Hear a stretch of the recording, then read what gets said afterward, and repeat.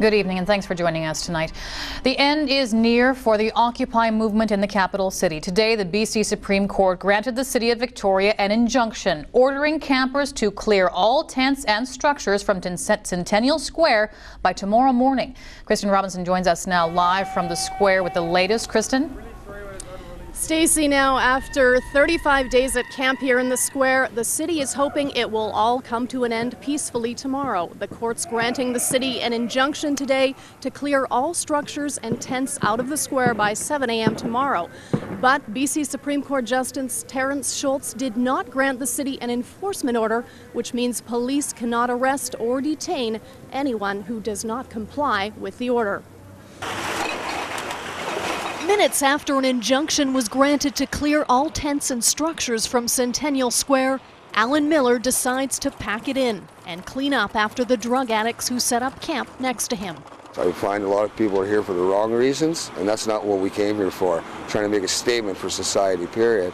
And when people are doing what they shouldn't be doing, it kind of defeats the whole purpose of why people are here. Of course, the public's going to get mad about that, because this is for everybody, not just for a handful of people.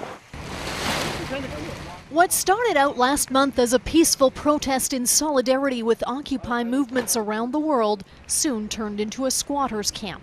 Here's a piece of paper for you, okay? It's from the courts. Friday, the city served notice on the remaining occupants after the courts ordered the removal of all tents, structures, and objects by 7 a.m. Saturday. Well, it's up to you if you want to read it or not. Take it. You leave that on my bag. It's littering. I'd like to ticket this man, please. Order for a form of order advising all persons. No, that's not the, he was referring. Yes. Remember I gave you yesterday.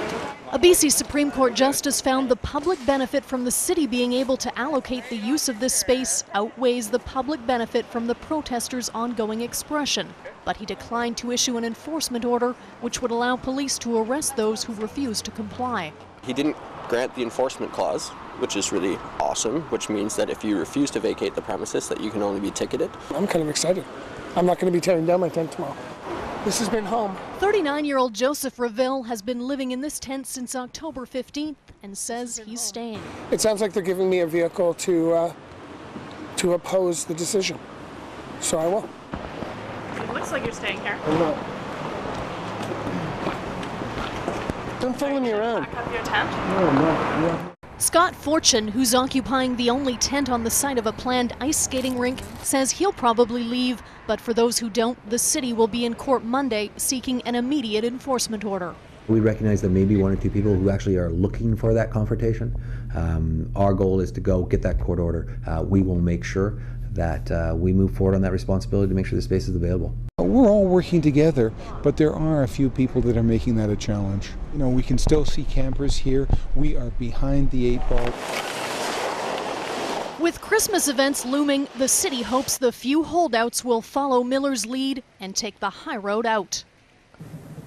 Now, Stacey, you heard there Ken Kelly of the Downtown Victoria Business Association. You heard his frustration there. The clock is ticking on their preparation time for Christmas events. They need the entire square cleared of tents and structures in order to finish decorating the trees with the lift trucks. They also need to, understandably, given some of the activities that have been transpiring here over the last month and a few days, they need to power wash the entire square, give it a thorough cleaning before some 20,000 people are expected next week for the Christmas events. So everybody hoping that that is going to happen. Now, Kristen, we can hear some activity, see some activity behind you. How many tents and campers are left in Centennial Square tonight? Yes, Stacey, you sure can hear some activity behind me. There's a few campers, maybe 12 to 15 stragglers left here, about 12 to 15 tents as well. Now, these are the last of the campers. We don't know whether they'll stay or go tomorrow, but one thing is sure, as you can likely see and hear behind me, they enjoy their freedom of speech, their freedom of expression, especially sometimes if theirs is the only voice that may be being heard.